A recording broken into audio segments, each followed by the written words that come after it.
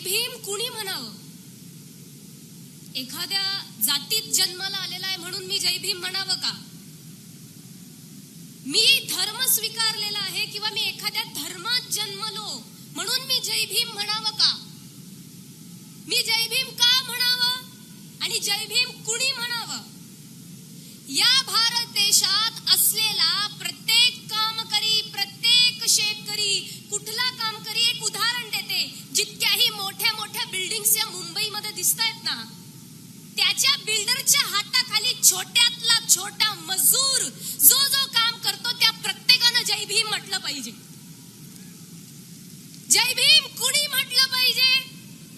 प्रत्येक मुलगी, प्रत्येक स्त्री जिला शिक्षणाचा अधिकार मिळालेला आहे, ज्या व्यक्तीने तिचं स्त्रीत्व फार मुळापासून समजून घेतलेलं आहे, असे असणारे बाबासाहेब आंबेडकर, अशा स्त्रीने, अशा प्रत्येक मुलीने जय भीम म्हणावं. जय भीम कुणी म्हणावं? ज्याही व्यक्तीवरती या संपूर्ण भारतामध्येच नव्हे तर या संपूर्ण जगामध्ये जिथे जिथे अन्याय होत असेल त्या प्रत्येक व्यक्तीने जय भीम म्हणावं. एवढा दरारा जय भीम या शब्दाचा असावा. म्हणून हात वर करून प्रत्येकाने बोलायचंय जय भीम. डॉक्टर बाबासाहेब आंबेडकरांचा. अराजकतेच्या पार्श्वभूमीवरती मूर्तिमंत शिवराज्य उभं करणाऱ्या जिजाऊ मासाहेब, शेतकऱ्यांच्या मिरचीच्या देठालाही हात लावाल तर तुमचे हात कलम केले जातील असे स्वतःच्या सेनेला बजावणारे छत्रपती शिवाजी राजे भोसले. सिंहाच्या जबड्यात घालून दात, मोजीन दात ही जात मराठ्याची, छत्रपती संभाजी राजे भोसले. शिव तुझे नाव ठेविले पवित्र, छत्रपती सूत्र विश्वाचे. छत्रपती शिवरायांना प्रेरणा देणारे, छत्रपती शिवरायांना शिकवण देणारे व छत्रपती शिवरायांचे खरे गुरु राष्ट्रसंत तुकाराम महाराज. कोणास न पिढी कमावले ते खाई, सर्व सुख देई आनंदात. हीच खरी नीती, मानवाचा धर्म, बाकीचे अधर्म ज्योती म्हणे. असे स्त्री शिक्षणाचा लढा पुढे नेणारे, प्रत्येकाला सत्य म्हणजे काय हे जाणून देणारे, सत्य शोधक याची जागृती करणारे महात्मा ज्योतिबा फुले. त्यांच्याच पावलांवरती चालत चालत स्त्री शिक्षणाचा लढा देणाऱ्या सावित्रीबाई फुले. इतकंच नव्हे, ज्यांच्यामुळे आज आपण सर्वजण इथे आबादित आहोत, उपस्थित आहोत, त्या जाती भेदाला दूर करणारे अनेक वर्षांपूर्वी, अनेक शतकांपूर्वी ते म्हणजे संत रोहिदास महाराज. पुढे चालून आणखी महापुरुषांबद्दल बोलायचं झालं, वडिलाने मुलगा नाही शिकविला तोही पापाचा भागीदार झाला. जैसे जन्म देणे कर्तव्य त्याला, तैसेचे शिक्षण देणे अगत्याची. अशी ग्रामहितेतून शिकवण देणारे राष्ट्रसंत तुकडोजी महाराज.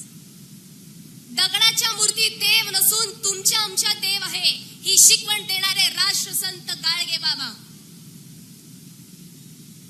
ज्याच्यामुळे आज मी इथे उपस्थित आहे, ज्याच्यामुळे मी बोलू शकते. सूर्य कधी कुणाच्या तळहाताला झाकत नाही, हिमालय कधी कुणाच्या बापालाही वाकत नाही, आणि मी जे बोलते त्याला मला अडवायची कुणाची ताकद नाही. आणि ही ताकद मला मिळालेली आहे विश्वरत्न डॉक्टर बाबासाहेब आंबेडकरांमुळे. या सर्व महापुरुषांना मी प्रथमतः वंदन करते.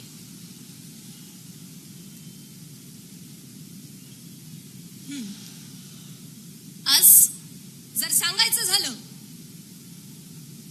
तर काहीशे सोप्या सरळ ओळींमध्ये मी सांगते कशासाठी आपण इथे उपस्थित आहोत. The strapping essence of wars, selective but appreciable all constitutions, the virtuous ethos of each and every religious spirit, the immortal soul of most diversified nation that is India, and eternal spirit of pragmatic and true-hearted Indian citizen. म्हणजेच माहितीये काय, जगातल्या प्रत्येक निवडक व उत्तम संविधानाचा सार संविधान जगातल्या सर्व धर्मांचा सत्य तत्वज्ञानाचा सार. काय? सत्य तत्वज्ञानाचा सार म्हणजे संविधान. विज्ञानवादी, वास्तववादी व सत्य आचरणशील असलेल्या प्रत्येक भारतीय नागरिकांची ताकद म्हणजेच भारतीय संविधान. आणि याच भारतीय संविधानाच्या सन्मानानिमित्ताने, याच्या भारतीय संविधान सन्मान रॅलीच्या निमित्ताने श्रद्धेय बाळासाहेब आंबेडकर यांच्या नेतृत्वाखाली आज आपण सर्वजण इथे उपस्थित आहोत. म्हणून प्रथमतः मी त्यांना देखील वंदन करेन. मी ज्या 4 ओळी म्हणाली त्यातून दुसरी ओळ म्हणजे अशी, सर्व धर्माच्या सत्य तत्वज्ञानाचा सार. धर्म कोणता? लोकांनी तयार केलेला स्वतःच्या स्वार्थासाठीचा लौकिक धर्म नव्हे. लोकांनी धर्म तयार केले स्वतःच्या स्वार्थासाठी, तो धर्म नाहीच. त्यात क्रांतिकारी संत तुकाराम महाराज सांगतात की हाच एकमेव खरा धर्म आहे, बाकीचे. आता आणखी पुढे चालून सांगायचं झालं तर ही संतांची मादियाडी म्हणजे नेमकी कोण? अलीकडे आपल्याला असं ऐकायला भेटतं, भारताच्या संविधानाचा कोणता वारसा नव्हे, कोणती परंपरा तुम्हाला सांगते की भारतीय संविधान हे वाजिब आहे, भारतीय संविधान हमारा धर्म कलंकित कर रहा है, भारतीय संविधान हे आमचा धर्म बुडवतोय. हे असे अनेक उद्गार आपल्याला अनेक काहीशा निर्बुद्ध असलेल्या लोकांकडून ऐकायला भेटतं. पण नेमका या संविधानाच्या विचारांवरती आणि या तत्वांवरती चालणारं म्हणजे माहितीये कोण? या महाराष्ट्रात जन्मलेली वारकरी संत मांडी आहे.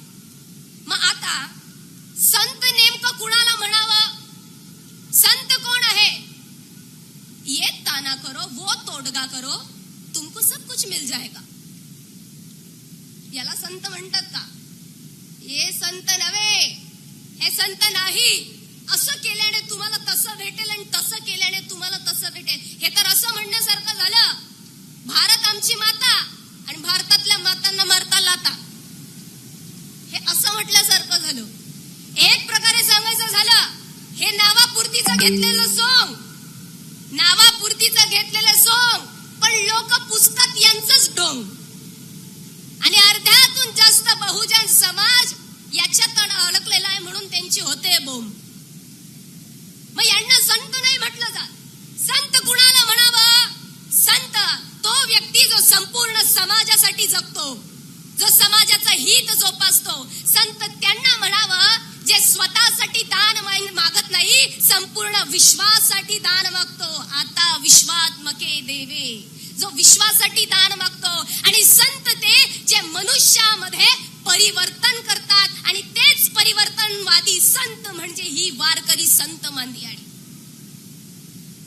मग वारकरी कुणाला म्हणावं? दुष्ट परंपरा, कुरीती व जिथेही कोणत्या प्रकारचा अन्याय अत्याचार होतोय त्याच्यावरती वार करणारा म्हणजे खरा वारकरी. आणि याच्यावरतीच जे नेहमी चालतात, धर्माचे पालन करणे, पाखंड खंडन, तेच संत तुकाराम महाराज जे नेहमी इथे संविधानिक पद्धतीने चालत असतात. मग आता ही संत मंडळी कशा प्रकारे आलेली आहे? भारताची प्रस्तावना, भारतीय संविधानाची प्रस्तावना कधी आपण बघितली आहे का? मला असं वाटतं जी स्क्रीन आहे त्याच्यावरती काहीशे शब्द झळकत आहेत. तर भारतीय प्रस्तावनेमध्ये 4 मुख्य शब्द आहेत: जस्टिस, इक्वॅलिटी, फ्रॅटर्निटी आणि त्याचबरोबर अनेक प्रकारचे जे महत्वाचे शब्द आहे, हेच सर्व महत्वाचे शब्द या संविधानाच्या माध्यमातून वारकरी संत मांदियाडी घेतात. 750 वर्षांपूर्वीची ही परंपरा, त्या परंपरेमध्ये सर्वात प्रथम येतात संत नामदेव महाराज. ते नामदेव महाराज या जगात कोणत्याही प्रकारचा भेदभाव नसून सगळेचे सगळे एक आहे अशा एकेश्वर ईश्वराचा वाद मांडतात. पांडुरंग कुणाचा असावा तर संपूर्ण जनतेचा असावा, उच्च नीचता कोणताही धर्मभेद नसावा, ही संत मांदियाडी मांडतात. त्यानंतर आणखी पुढे सांगून जायचं झालं तर ही संत मंडळी त्याच काळामध्ये किती वैचारिक होती ते बघा. संत रोहिदासजी जे नेहमी जातीवादावरती प्रखरपणे वार करतात आणि काय म्हणतात, ऐसा चाहो राज में जहां मिले सबन को अन्न, छोटे बड़े सब सम बसई, रविदास रहे प्रसन्न. आर्टिकल 21. तुम्हाला जीवन जगण्याचा अधिकार आहे, प्रत्येकाला अन्न सेवन करण्याचा अधिकार आहे, सगळे समान आहेत, हा विचार मांडणारे संत रोहिदास. आणखी पुढे सांगायचं झालं संत चोखामेळा. ज्या काळामध्ये कुणी पुढाकार घेत नव्हतं, स्वतःला तुच्छ लेखत होता, आम्ही पुढे कसं जायचं, त्या काळामध्ये क्रांतीची ज्योत पेटवत संत चोखामेळा पुढे निघाले. कुणी रोखलं तरी सुद्धा मी पुढे चालणार आणि त्या पांडुरंगाचं दर्शन घेणार. का तर वारकरी संत मांदियाळी ही त्यांच्या सोबत होती. कोण कोण होता आणखी संतांच्या मांदियाळीत, आम्ही वारिका करू हजामत बारिका, संत सेनानावी महाराज. कांदा मुळा भाजी अवघी विठाई माझी, संत सावतामाळी. आणखी पुढे सांगायचं झालं तर याच संत मांदियाळीमध्ये महिला संतांचं अग्रगण्य स्थान. संत जनाई माहितीये काय म्हणतात, डोईचा पदर आला खांद्यावरी, भरल्या बाजारात जाईन मी.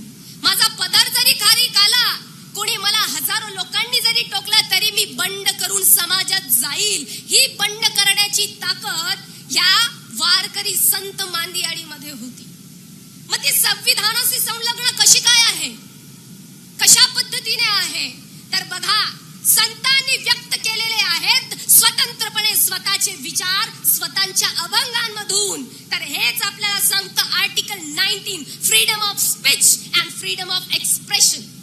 आम्हाला कशाचा अधिकार आहे, आम्हाला बोलण्याचा अधिकार आहे, आम्हाला आमची मतं मांडण्याचा अधिकार आहे. हे व्यक्त करतं संतांचे अभंग सुद्धा, की त्यांनी निर्भीडपणे त्यांचे अभंग मांडले.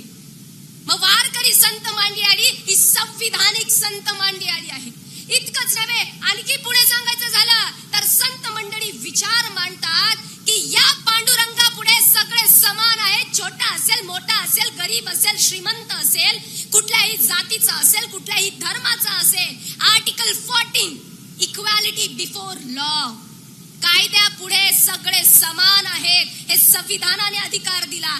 तोच अधिकार ही संत मांदियाळी सुद्धा तिथे मांडते की या देवाच्या पुढे तर सगळे सारखेच आहेत. कसे बघा, समविचाराचे असणारी ही संतांची मांदियाळी आणि त्याच बरोबर संविधान आहे.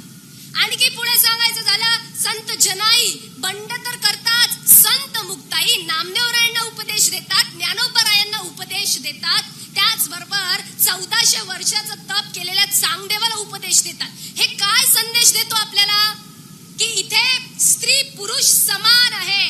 आणि त्यालाच म्हटलं गेलं आहे article 15, prohibition of discrimination on grounds of religion, caste and gender. Gender म्हणजेच काय, लिंगाबद्दल कोणीही भेदभाव करणार नाही. संविधानाच्या बरोबरीतच असलेली ही संत मांदियाळी जी सर्वांना समान मानते. आणखी पुढे सांगायचं झालं, ही संतांची मांदियाळी संत नामदेवांपासून तर संत शेख मोहम्मद यांच्या पर्यंत कशा पद्धतीने समान आहे. तर इथे कुठल्याही प्रकारचा भेदभाव कसा नाही. संत चोखामेळा वारीमध्ये निघाले आणि त्या वेळेला अस्पृश्यता ही फार जोरदार पद्धतीने मानली जायची. आणि वारीला निघालेले असताना संत चोखामेळा भजन म्हणत म्हणत जातात, जोहार मायबाप जोहार, तुमच्या महाराजचा मी महार, असे उद्गार काढतात. आणि असंच अभंग म्हणत म्हणत माहितीये काय म्हणतात, हे देवा माझ्याने तू वाटणार तर नाही ना, तुझं भजन करणारे जे संत आहे त्यांना जर मी स्पर्श केला तर ते तर वाटणार नाही ना. हा विचार करत संत चोखामेळा नामदेवरायांच्या भेटीसाठी गेले आणि नामदेवरायांचा एक हात दूर होऊन खाली पाया पडण्यासाठी संत चोखामेळा वाकले. त्यांच्या मनात प्रश्न होता, मी तर अस्पृश्य आहे, संत नामदेव महाराज माझा स्पर्श कस काय सहन करतील, म्हणून मी दुरून चरण स्पर्श करतो. परंतु संत नामदेव महाराज काय करतात, स्वतःच्या दोन्ही हातांनी चोखामेळांना उभा करतात आणि घट्ट असं आलिंगन देतात आणि म्हणतात इथेच सगळा भेदभाव संपला. कोणीच अस्पृश्य नाही, कोणीच महान नाही, सगळे समान आहेत. फक्त विचार शुद्ध असण्याची आवश्यकता आहे. याच विचारधारेला धरून चालणारी ही संपूर्ण संतांची मांदियाळी आहे. आणि हेच संविधानामध्ये आर्टिकल 17 सांगितलं आहे, ॲबॉलिशन ऑफ अनटचेबिलिटी. जे विचार आहेत हे भेटले की तुम्हाला भेटतो जस्टिस म्हणजे न्याय. आणि हेच संतांच्या मांदियाळीत सांगितलेलं आहे की संत हे सगळे तत्व पाळतात आणि संतांकडे न्यायच आहे. मग maturity is when you will understand. वारकरी हे पुराणमतवादी नाहीत, वारकरी हे संविधानवादी आहेत. संविधानाला धरून चालणारी ही संपूर्ण वारकरी मांदियाळी आहे. ही संपूर्ण मांदियाळी आहे. हेच आपण सर्वजणांनी, प्रत्येक व्यक्तीने लक्षात घ्यायचं आहे. आणि जो अधिकार आज आपण म्हणतो तेच तुकोबाराय म्हणतात, सकळासी येथे आहे अधिकार. प्रत्येकाला इथे अधिकार आहे. जाता जाता एकच बोलेल, किसी को पैसों का अभिमान तो किसी को अंधे धर्म का अभिमान. किसी को पैसों का अभिमान तो किसी को अंधे धर्म का अभिमान. लेकिन इन्हें नहीं पता सत्य, त्याग, प्रेम और न्याय से युक्त है हमारा भारतीय संविधान. पुन्हा एक वेळेस जय भीम, जय शिवराय.